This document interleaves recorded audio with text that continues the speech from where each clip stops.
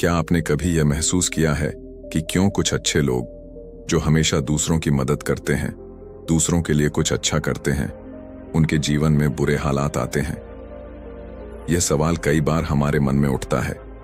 हम ये सोचते हैं कि क्यों न केवल अच्छे कर्म करने वाले बल्कि सच्चे और ईमानदार लोग भी जीवन में इतनी कठिनाइयों का सामना करते हैं। क्या यह सच है कि बुरे हालात अच्छे लोगों के हिस्से ही आते हैं, या फिर क्या इसके पीछे कोई गहरी वजह है जिसे हम समझ नहीं पाते? एक दूर दराज के गांव में आनंद नामक व्यक्ति रहता था, जो अपनी सादगी और अच्छे कर्मों के लिए प्रसिद्ध था। उसका जीवन दूसरों की मदद करने और उनकी खुशियों में शामिल होने में बीतता था। आनंद का मानना था कि सच्ची खुशी दूसरों को खुश देखकर ही मिलती है। गांव के हर व्यक्ति ने उसकी प्रशंसा की और उसे सच्चे दिल वाला इंसान माना। उसके पास जितना भी था वो सब कुछ गरीबों और जरूरतमंदों की मदद में लगा देता था। आनंद का यह जीवन खुशियों से भरा था, परंतु उसे यह एहसास नहीं था कि जीवन में उतार चढ़ाव भी आते हैं। एक दिन उसके जीवन में अचानक से बदलाव आया। उसकी खुशियों का संसार एक के बाद एक खत्म होने लगा। सबसे पहले उसकी नौकरी चली गई, फिर उसका व्यापार बंद हो गया। इसी बीच उसके परिवार के सदस्य भी धीरे धीरे उससे दूर होते गए। जो आनंद हर किसी के चेहरे पर मुस्कान लाने का काम करता था, वह खुद गहरे दुख में डूबने लगा। उसके गांव में लोग इस स्थिति को देखकर हैरान थे। वे कहने लगे कि आनंद ने जीवन भर दूसरों की सेवा की, फिर भी उसके साथ ऐसा क्यों हुआ? उसने कभी किसी का बुरा नहीं किया, फिर भी उसे इतनी कठिनाइयों का सामना क्यों करना पड़ रहा है? आनंद की यह हालत देखकर लोग अफवाहें फैलाने लगे। कई लोग उसे उसकी गलतियों के लिए जिम्मेदार ठहराने लगे, लेकिन आनंद ने न तो किसी को दोषी ठहराया, न ही अपने कर्मों पर पछताया। उसने अपने मन में सवाल उठाए कि ऐसा क्यों हो रहा है?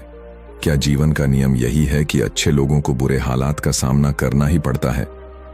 आनंद ने सोच समझकर फैसला किया कि वह इन प्रश्नों का उत्तर पाने के लिए यात्रा करेगा। उसे लगा कि शायद उसे जीवन का सच्चा मतलब और कर्मों का गहरा रहस्य समझने के लिए एक नई दिशा की जरूरत है। उसने अपनी सारी संपत्ति छोड़कर लंबी यात्रा पर निकलने का निश्चय किया, यह उम्मीद करते हुए कि उसे किसी मार्गदर्शक से मिलकर प्रश्नों के उत्तर मिलेंगे। आनंद की यात्रा उसे कई आश्रमों और धार्मिक स्थलों तक ले गई, परंतु उसके सवालों का संतोषजनक जवाब उसे कहीं नहीं मिला। वह निरंतर चलता रहा और एक दिन वह एक दूर दराज के पहाड़ों में बसे एक बौद्ध भिक्षु के आश्रम तक पहुंचा। वह भिक्षु शांति और करुणा का प्रतीक था। उसकी नजरों में गहरी समझ थी और उसके चेहरे पर एक शांत मुस्कान थी। आनंद ने भिक्षु के सामने अपने जीवन की सारी कहानी सुनाई। उसने अपने दुख, अपने खोए हुए परिवार और उन कठिन परिस्थितियों के बारे में बताया जिनसे वह गुजर रहा था। भिक्षु ने ध्यानपूर्वक सुना और आनंद से कहा, तुम्हारे प्रश्न गहरे हैं और उनका उत्तर भी उतना ही गहरा है। अच्छे लोगों के हिस्से में बुरे हालात क्यों आते हैं? यह एक ऐसा प्रश्न है जिसे हर व्यक्ति अपने जीवन में कभी न कभी महसूस करता है। आनंद ने जिज्ञासापूर्वक पूछा, फिर इसका उत्तर क्या है? मैं समझ नहीं पा रहा हूं कि मैंने जीवन भर अच्छे कर्म किए, फिर भी मेरा जीवन इतनी कठिनाइयों से क्यों भरा हुआ है? भिक्षु ने धीरे धीरे अपनी आंखें बंद की और बोले, आनंद, जीवन एक चक्र है। हर क्रिया का एक प्रतिक्रिया होती है। हम अपने कर्मों का फल भोगते हैं, चाहे वह अच्छे हों या बुरे। लेकिन यह जरूरी नहीं कि अच्छे कर्मों का फल हमें उसी समय मिले जब हम उनकी अपेक्षा करें। जीवन में कई बार हमें ऐसे दौर से गुजरना पड़ता है जो हमारी सहन शक्ति और धैर्य की परीक्षा लेते हैं। भिक्षु ने आगे बताया, बुरे हालात अक्सर इसलिए आते हैं ताकि हम अपने अंदर की गहराई को जान सकें। जो लोग सच्चे और अच्छे होते हैं वे इन कठिनाइयों से सीखते हैं और अपने जीवन को और अधिक समझदारी से जीने की ओर प्रेरित होते हैं। आनंद ने इस बात को ध्यान से सुना और सोचा कि क्या ये बुरे हालात उसकी आत्मिक यात्रा का हिस्सा हैं? क्या ये कठिनाइयां उसे किसी गहरे सत्य की ओर ले जा रही हैं? आनंद ने भिक्षु से पूछा, तो क्या हमें सिर्फ धैर्य रखना चाहिए और इन बुरे हालात को सहन करना चाहिए? भिक्षु मुस्कुराए और बोले, धैर्य रखना जीवन का एक महत्वपूर्ण हिस्सा है, लेकिन उससे भी अधिक महत्वपूर्ण है आत्मनिरीक्षण करना।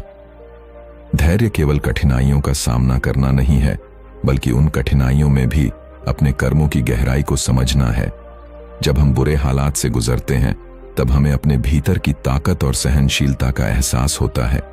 हम समझते हैं कि जीवन में कोई भी परिस्थिति स्थायी नहीं है। उन्होंने आगे कहा, जीवन के उतार चढ़ाव हमें केवल उन क्षणों में कठिनाई नहीं देते, बल्कि वे हमें यह भी सिखाते हैं कि जीवन का सही अर्थ क्या है। अगर हम बुरे हालातों से भागेंगे तो हम कभी भी उस ज्ञान तक नहीं पहुंच पाएंगे जो हमारे लिए इन अनुभवों में छिपा है। आनंद ने भिक्षु की बातों से एक गहरी समझ पाई। उसने महसूस किया कि जो कठिनाइयां उसके जीवन में आई थीं, वे केवल उसके कर्मों का फल नहीं थीं, बल्कि वे उसे एक गहरे आत्मबोध की दिशा में ले जा रही थीं।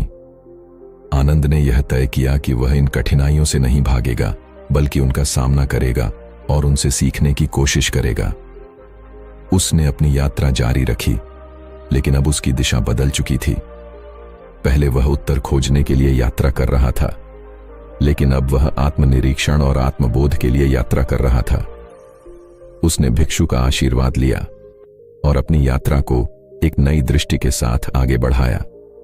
आनंद अब जीवन के हर अनुभव को एक नए नजरिए से देखता था। उसने देखा कि जीवन के हर क्षण में एक गहरी शिक्षा छिपी होती है। चाहे वो अच्छा समय हो या बुरा, हर अनुभव का एक उद्देश्य होता है। धीरे धीरे उसकी आत्म शांति लौट आई और उसने महसूस किया कि जीवन की हर चुनौती उसे उसकी आत्मिक यात्रा में और आगे ले जा रही है। आनंद ने यह भी समझा कि अच्छे कर्मों का फल हमेशा हमें उसी समय नहीं मिलता जब हम उसकी अपेक्षा करते हैं। कर्मों का चक्र बहुत गहरा और जटिल होता है और कई बार हमें धैर्य और सहनशीलता के साथ अपने कर्मों का फल प्राप्त करने का इंतजार करना पड़ता है। आनंद अब इस सच्चाई को समझ चुका था कि जीवन केवल अच्छे और बुरे हालातों का खेल नहीं है, बल्कि यह एक गहरी यात्रा है जो हमें खुद को समझने और आत्मा की वास्तविकता को जानने का अवसर देती है। जब हम अच्छे कर्म करते हैं तो वे हमेशा फल देते हैं, परंतु वह फल कब और कैसे मिलेगा, यह हमारे हाथ में नहीं होता। आनंद ने अपने गांव लौटने का निर्णय लिया, लेकिन अब उसकी सोच और दृष्टिकोण बदल चुके थे। वह अब किसी भी परिस्थिति से घबराने वाला नहीं था। उसने समझा कि कठिन समय उसे और भी अधिक मजबूत और समझदार बना रहा है। जब वह गांव लौटा तो लोगों ने उसे देखते ही उसे ताने मारने शुरू कर दिए। अरे देखो, वह आदमी जो दूसरों की सेवा करता था, वह खुद बर्बाद हो गया। लेकिन आनंद अब इन बातों से प्रभावित नहीं हुआ। उसने शांतिपूर्वक उन लोगों की ओर देखा और एक हल्की मुस्कान के साथ कहा, हर अनुभव, चाहे वह अच्छा हो या बुरा, हमें कुछ सिखाने के लिए आता है। जो भी हुआ वह मुझे और मजबूत बनाने के लिए हुआ है। गांव के लोग उसकी यह बात सुनकर चुप हो गए। उन्हें यह समझ नहीं आया कि जो व्यक्ति इतना कठिन समय देख चुका है, वह इतनी शांति और समझदारी से कैसे बात कर रहा है। कुछ लोग उसके पास आए और बोले, आनंद, तुमने इतने बुरे हालात देखे, फिर भी तुम इस तरह शांत कैसे हो सकते हो? आनंद ने उन्हें बौद्ध भिक्षु की बातें सुनाई और कहा, मैंने जीवन से एक महत्वपूर्ण बात सीखी है। कोई भी परिस्थिति स्थायी नहीं होती। जो समय बुरा है वह भी एक दिन अच्छा हो जाएगा। बस हमें धैर्य और सहनशीलता के साथ आगे बढ़ते रहना चाहिए। आनंद की बातें सुनकर गांव के लोग भी सोचने लगे। वे समझ गए कि जीवन के बुरे हालात केवल कठिनाइयां नहीं हैं, बल्कि वे हमें जीवन की गहराई और वास्तविकता सिखाने के लिए आते हैं। जब वे आनंद की कहानी सुनते तो उन्हें अपने जीवन में घटित घटनाओं के अर्थ समझ में आने लगे। आनंद ने गांव के लोगों को कर्म और नियति के बारे में विस्तार से बताया। उसने समझाया कि बुरे हालात इसलिए अच्छे लोगों के हिस्से आते हैं क्योंकि वे उन परिस्थितियों में भी अपने अच्छे कर्मों से डिगते नहीं हैं। जब कोई व्यक्ति बुरे समय में भी अच्छे कर्म करता है तो वह और अधिक महान बनता है। इन कठिनाइयों में ही इंसान की असली परीक्षा होती है। आनंद ने कहा, जैसे एक कुम्हार अपने बर्तन को आग में तपाकर मजबूत बनाता है, वैसे ही जीवन हमें कठिन हालातों में डालता है ताकि हम अपने भीतर की शक्ति और दृढ़ता को पहचान सकें। जो व्यक्ति इन कठिनाइयों से नहीं डरता, वह जीवन में आगे बढ़ता है। गांव के लोग उसकी बातें सुनकर प्रेरित हुए और उन्होंने भी अपनी जीवन में आने वाली कठिनाइयों का सामना सकारात्मक दृष्टिकोण से करने का निर्णय लिया। आनंद अब केवल गांव का साधारण व्यक्ति नहीं रह गया था, बल्कि वह गांव के लिए एक मार्गदर्शक बन गया था। आनंद की यात्रा ने उसे जीवन का असली अर्थ सिखा दिया था। उसने अब यह समझ लिया था कि जीवन में अच्छे और बुरे दोनों ही समय का महत्व होता है। अच्छे समय में हम खुश होते हैं, जबकि बुरे समय में हम अपनी आत्मा की गहराई तक पहुंचते हैं और खुद को बेहतर बनाने की कोशिश करते हैं। आनंद ने बौद्ध भिक्षु से जो सीखा था उसे अपने जीवन में अपनाया और दूसरों को भी यही सीख दी। उसने लोगों को यह भी बताया कि जीवन का हर पल एक उपहार है और हमें इसे बिना किसी शिकायत के स्वीकार करना चाहिए। अच्छे कर्म करने का फल हमें अवश्य मिलता है, लेकिन वह कब और कैसे मिलेगा यह हमारी सोच से परे होता है। इसलिए हमें धैर्य रखना चाहिए और अपने कर्मों में विश्वास रखना चाहिए। आनंद का जीवन अब फिर से खुशियों से भर गया था, लेकिन इस बार उसकी खुशियां केवल बाहरी नहीं थीं। वह अब भीतर से भी संतुष्ट और शांति से भरा हुआ था।